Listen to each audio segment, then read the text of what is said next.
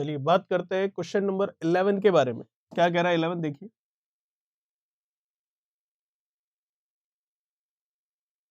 राहुल ने 1500 रुपए का स्टॉक खरीदा, शेयर मार्केट से शेयर खरीदा है। जब उसका मूल्य दुगना हो गया तो उस समय से 2/3 बेच दिया। उसने शेष स्टॉक क्रय मूल्य के 15 गुने मूल्य से बेचा है, तो उसका कुल मुनाफा कितने रुपए है ये हमें बताना। चलिए देखते हैं। 1500 रुपए में स्टॉक खरीदा है, शेयर मार्केट से शेयर खरीदा है। आपको कह रहा है जब उसका मूल्य 2 गुना हो गया, तो 1500 का 2 गुना मतलब कितना, 3000 हो गया। तब उसने कितना बेच दिया, 2/3 बेच दिया। 2/3 बेच दिया तो इसका मतलब कितने रुपए आ गए उसकी जेब में, 2000 रुपए आ गए। ये विक्रय मूल्य आया अभी तक उसके पास, और ये इसका टोटल क्रय मूल्य जो उसने इन्वेस्ट किया है वो है। क्या पूरा शेयर बिक गया? क्या नहीं, अभी भी 1/3 पड़ा है। आपको कह रहा है उसने शेष स्टॉक, तो आप देख सकते हैं कि 2/3 जा चुका है, अभी कितना पड़ा है उसके पास, 1/3 और पड़ा है, क्योंकि दोनों मिलाकर कितना बनता है, 1 इकाई बनता है। तो 1/3 और पड़ा है। कह रहा है क्रय मूल्य के 5 गुना मूल्य से बेचेगा उसको। ठीक है, तो क्रय मूल्य के 5 गुना मूल्य से बेचेगा, तो क्रय मूल्य 1500 रुपए है। 1/3 के लिए क्रय मूल्य कितना होगा, 500 रुपए। तो ये 1/3 के लिए 500 रुपए होगा। इसको जब बेचेगा तो 5 गुने मूल्य पर बेचेगा, तो 500 का 5 गुना कर लूं तो 2500 रुपए में बेचेगा। तो ये फिर से विक्रय मूल्य आ गया। तो ये दो विक्रय मूल्य कैसे आए, ये विक्रय मूल्य है 2/3 के लिए, और ये जो आया है अब विक्रय मूल्य ये है 1/3 भाग के लिए। तो टोटल जो मैं देख सकता हूं विक्रय मूल्य 2000, और ये 2500 अगर हम देखें तो टोटल विक्रय मूल्य आ गया 4500 रुपए। टोटल क्रय मूल्य एक बार ही लगा है, और वो कितना है, 1500। तो बस आपको प्रॉफिट बताना है कितने का है। तो टोटल आ गया 2500 और 2000, 4500 रुपए सेलिंग प्राइस, और खरीदा 1500 में, तो कमाया कितना, 3000 रुपए। जो कि हम देख सकते हैं चौथा ऑप्शन आपका बिल्कुल सही होगा। ये था हमारा क्वेश्चन नंबर 11। इसी क्वेश्चन नंबर 11 के साथ मैं राकेश चौधरी, आपका मैथमेटिक्स टीचर, वेलकम करता हूं डिजिटल तैयारी के यूट्यूब चैनल पर।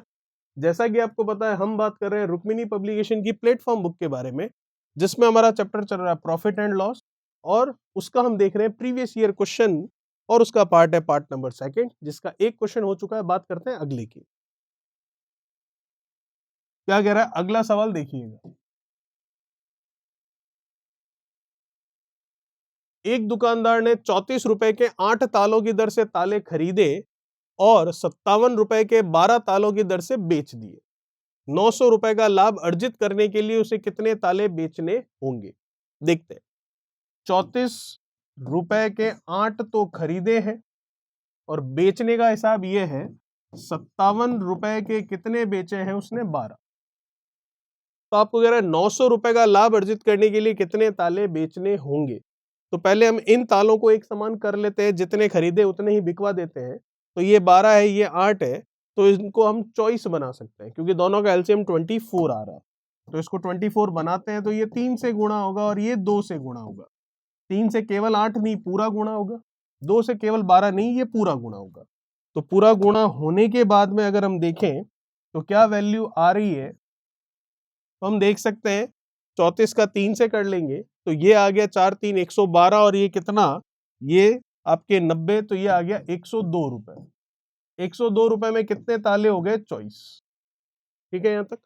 यहां देखें तो 57 का 2 से 114 रुपए। 114 रुपए में कितने ताले बिक रहे हैं, चॉइस ताले। तो जितने खरीदे उतने बेच दिए। तो प्रॉफिट कितने रुपए का नजर आ रहा है आपको, साफ साफ हमें दिखाई दे रहा है यहाँ पर 12 रुपए का लाभ है। ये 12 रुपए का लाभ कितने तालों पर हो रहा है, चॉइस तालों पर।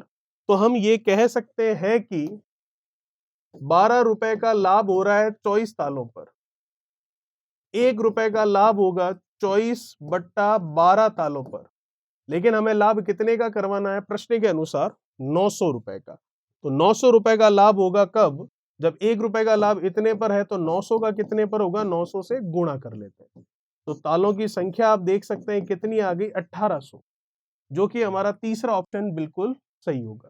तो ये था आपका क्वेश्चन नंबर 12। बात करते हैं नेक्स्ट क्वेश्चन नंबर 13 के बारे में। 13 नंबर क्या कह रहा है, देखिए।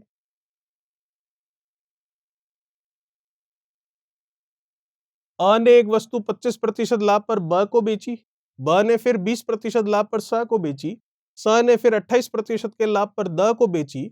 यदि द उस वस्तु के लिए 576 रुपए का भुगतान करता है तो अ द्वारा चुकाया गया मूल्य कितने रुपए है, ये हमें बताना है। चलिए बता देते हैं। अ ने कितने में खरीदा हमें नहीं पता, मान लेते हैं ए रुपए में खरीदा। 25% लाभ पर मतलब इसके 125% पर बेचेगा बी को। ब को बेचेगा तो ब इतने में खरीदेगा, फिर ब आगे बेच रहा है 20% के लाभ पर, तो ब ने इतने में खरीदा और इस पर 20% लाभ कमा रहा है, इसका मतलब इसके 120% पर बेच रहा है।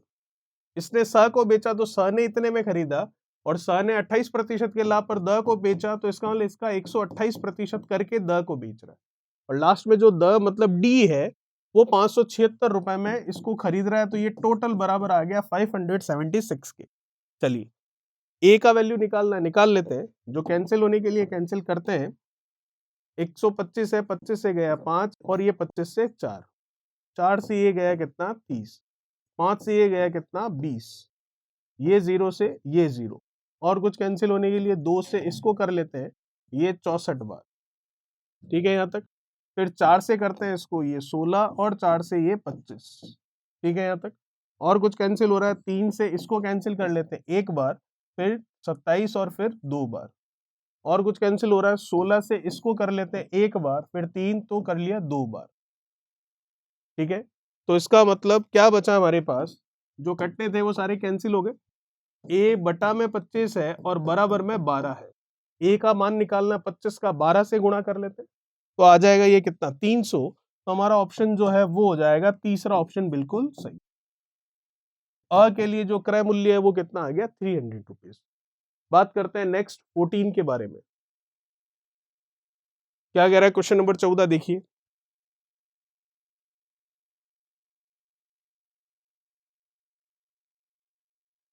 चावल के मूल्य में 20% की गिरावट होने पर एक आदमी 77 रुपए में 3.5 किलोग्राम चावल अधिक खरीदता है, तो वास्तविक मूल्य प्रति किलोग्राम क्या है। वास्तविक मूल्य मतलब पहले का पूछ रहा है, जब ये गिरा हुआ था मतलब गिरावट हुई उससे पहले का पूछ रहा है। ठीक है, तो निकाल लेते हैं। प्रारंभिक मूल्य इनिशियल प्राइस पूछ रहा है आपको, पता है आपको तरीका सीधा सीधा, रुपए इंटू प्रतिशत 100 प्लस माइनस प्रतिशत और गुणा में मात्रा उसकी क्वांटिटी। रुपए दे रखा आपको कितना 77, परसेंटेज दे रखा है 20, कम का बोल रहा है, गिरावट है तो 100 माइनस 20 कितना 80। क्वांटिटी कितनी है, क्वांटिटी है 3.5 kg। ठीक है, अब बस सॉल्व करते हैं। पॉइंट हटेगा तो 0 लगेगा, कैंसिल होने के लिए हम देख सकते हैं ये 0 कैंसिल, 4 से 2, 4 से 5, 5 से ये 7, 7 से ये 11, 11 बटा 2 का मतलब 5.5। तो 5.5 हमारे पास ऑप्शन है, कौन सा ऑप्शन, चौथा ऑप्शन, जो कि बिल्कुल सही होगा। चलिए यही अगर अभी का मूल्य पूछता तो रुपए इंटू प्रतिशत यहाँ केवल 100 आता। दो फॉर्मूले हैं प्रारंभिक मूल्य के लिए और वर्तमान मूल्य के लिए। वर्तमान मूल्य में केवल 100 आता है, बाकी ये तीनों चीजें एज इट इज रह जाती है। चलिए बात करते हैं नेक्स्ट 15 के बारे में। क्या कह रहा है 15 नंबर देखिए। एक व्यापारी ने 10 किलो सेव 405 रुपए में खरीदे हैं, उनमें से 1 किलो सड़े हुए पाए गए। यदि वह कुल पर 10% लाभ कमाना चाहता है तो शेष सेवों को प्रति किलोग्राम किस भाव से बेचेगा। तो उसका खर्चा कितना हो चुका है 405 रुपए का, इस पर वो कमाना चाह रहा है कितना 10% का लाभ। तो इसका मतलब 405 के 110% पर वो बेचेगा। अब बेचेगा क्या, जो खरीदा है, खरीदा क्या है 10 किलो सेव, तो 10 किलो सेव बेच देगा क्या, नहीं। क्यों, क्योंकि 1 किलो सेव जो है वो क्या हो गए हैं, सड़ गए हैं। तो 10 में से 1 किलो सड़ गए तो बचे कितने 9 किलो, तो बेचेगा 9 किलो कोई।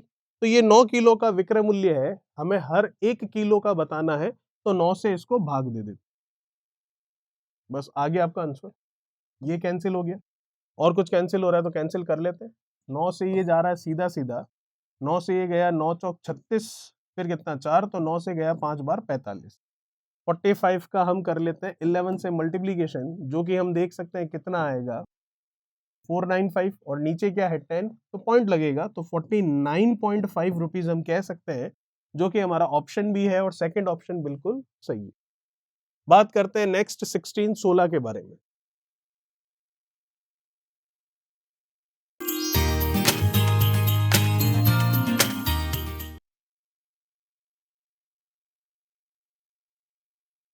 क्या कह रहा है क्वेश्चन नंबर 16, एक मकान और एक दुकान में से प्रत्येक को 1 लाख रुपए में बेचा गया।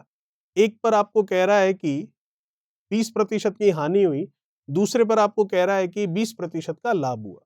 कुल सौदे का परिणाम क्या रहा ये हमें बताना है। तो आप देख सकते हो दोनों की सेलिंग प्राइस सेम है, ठीक है, दोनों की सेलिंग प्राइस सेम है, तो हम यहाँ पर ये देख सकते हैं जब दो चीजें हो, दोनों की सेलिंग प्राइस सेम हो और उसमें से एक पर परसेंटेज प्रॉफिट और एक पर परसेंटेज लॉस हो रहा हो, तो फाइनली हम क्या बोलते हैं, उस पर परसेंटेज लॉस ही होगा, ठीक है। और वो लॉस कितना होता है, वो होता है जितना ये परसेंटेज दे रखा उसका स्क्वायर बटा 100 करने पर। तो परसेंटेज कितना दे रखा आपके पास 20%, उसका स्क्वायर बटा कितना 100, तो हम कह देंगे 4% की हमारे पास क्या होगी, हानि होगी। तो टोटल हमारे पास क्या है, एक और एक 2 लाख रुपए है। तो 4% जो ये कह रहा है, तो 4% जब इसका निकालेंगे, ठीक है, जैसा कि अगर आप फॉर्मूले से करना चाहें तो वो भी कर सकते हैं। टोटल सेलिंग प्राइस कितनी है, 2 लाख। नीचे आप करोगे क्या, जितने का आपको देखा है, आपने देखा है कि 100/5 मतलब आपको यहाँ पर देखना है 20% है, तो इसका अगर हम करेंगे तो हम देख सकते हैं 100/20 इसका स्क्वायर -1, ये कितना आएगा 5, 5 का स्क्वायर करोगे कितना होगा 25, -1 करोगे तो कितना होगा 24। तो कुल मिलाकर हम कह सकते हैं कि अपॉन में कितना है 24, और कुछ यहाँ कैंसिल हो रहा है तो बिल्कुल ये चला गया 12 बार, तो मैं कह सकता हूँ ऊपर तो क्या है 5 जीरो है तो वो लाख है, तो 1/12 रुपए की, 1/12 लाख रुपए की हम क्या कह सकते हैं, हानि होगी। जो कि हम देख सकते हैं हमारा तीसरा ऑप्शन बिल्कुल सही होगा। इस तरीके से भी कर सकते हैं, लेकिन इस तरीके से करने के लिए आपको पहले सीपी निकालना पड़ेगा, क्रय मूल्य निकालना पड़ेगा, नहीं तो इससे सीधा आप कर लेंगे। ये था 60, बात करते हैं 17 की। क्या कह रहा है 17 नंबर देखिए, एक व्यक्ति एक वस्तु को 20% लाभ पर बेचना चाहता है, लेकिन वास्तव में उसने 20% हानि पर 480 रुपए में बेच दिया। तो लाभ प्राप्त करने के लिए उसे कितने मूल्य पर बेचना पड़ेगा, देख लेते हैं। 20% हानि पर बेचा मतलब 80% में बेचा, और रुपए में कितने पर बेचा, 480 रुपए। 1% 480/80 के बराबर। लेकिन हमें 1% नहीं, हमें तो ये बताना है कि अगर वो प्रॉफिट पर बेचता तो कितने रुपए में बेचता, और वो प्रॉफिट चाहता था 20% का। इसका मतलब 120% पर बेचना चाह रहा था, तो ये तो एक का मान है, 120% का मान क्या होगा, 120 से गुणा कर लेते, ये गया, ये आया, 720 रुपए हमारा आंसर आ रहा है, जो कि मैं देख सकता हूं पहला ऑप्शन आपका बिल्कुल सही होगा। चलिए बात करते हैं नेक्स्ट क्वेश्चन नंबर 18 के बारे में। क्या कह रहा है 18वां, देखिए आसान है बहुत ही। एक एजेंट को कपड़े की बिक्री पर 2.5% कमीशन मिलता है। यदि किसी दिन उसे 12.5 रुपए कमीशन मिला, तो बताइए उस दिन उसके द्वारा बेचे गए कपड़े का मूल्य क्या होगा। देखो परसेंटेज में कितना कमीशन है 2.5 का, और रुपए में कमीशन कितना बता रहा है 12.5 रुपए का, तो हम कह सकते हैं 2.5% जो है वो रुपए में 12.5 रुपए के बराबर। 1% का मान कितना होगा 12.5 बटा में कितना 2.5।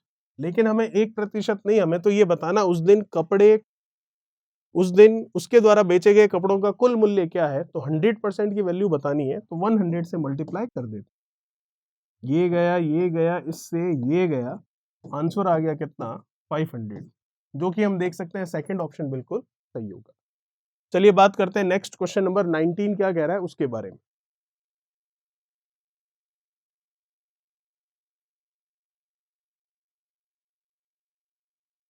ए ने घड़ी 5% लाभ पर बी को बेची है, बी ने सी को 4% लाभ पर, सी ने 91 रुपीज में उसको क्या किया है, खरीदा है।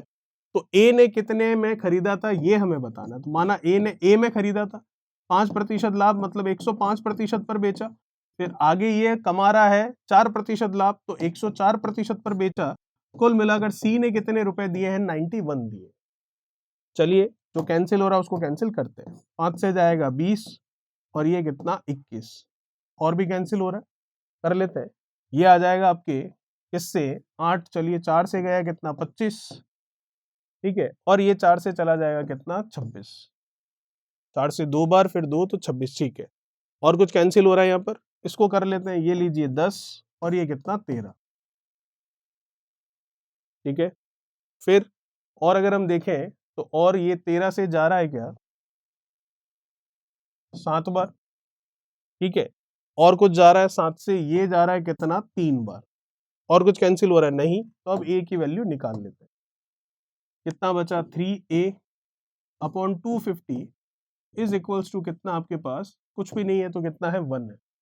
आपको वैल्यू तो एक ही चाहिए, तो 250 अपॉन कितना आ गया 3 आ गया। कर लेते हैं इसको, कितनी बार गए 8 बार, चॉइस कितना बचा 2, ठीक है। फिर हम देखें तो 20 है, तो अब इसको करेंगे तो ये जाएगा कितनी बार, 8 बार गया चॉइस, ये सॉरी 10 हुआ तो गया ये 3 बार, तो 83 पॉइंट में कुछ, इसका मतलब सी ऑप्शन जो है वो हमारा बिल्कुल सही होगा। 83.333 इस तरह से आता रहेगा, तो सी ऑप्शन हमारा बिल्कुल सही होगा। ये था हमारा क्वेश्चन नंबर 19। बात करेंगे क्वेश्चन नंबर 20 की हमारे नेक्स्ट पार्ट में। तब तक चैनल को सब्सक्राइब, वीडियो को लाइक, शेयर और कमेंट बॉक्स में कमेंट्स कीजिए। Thank you so much. Please like, share, subscribe digital तैयारी।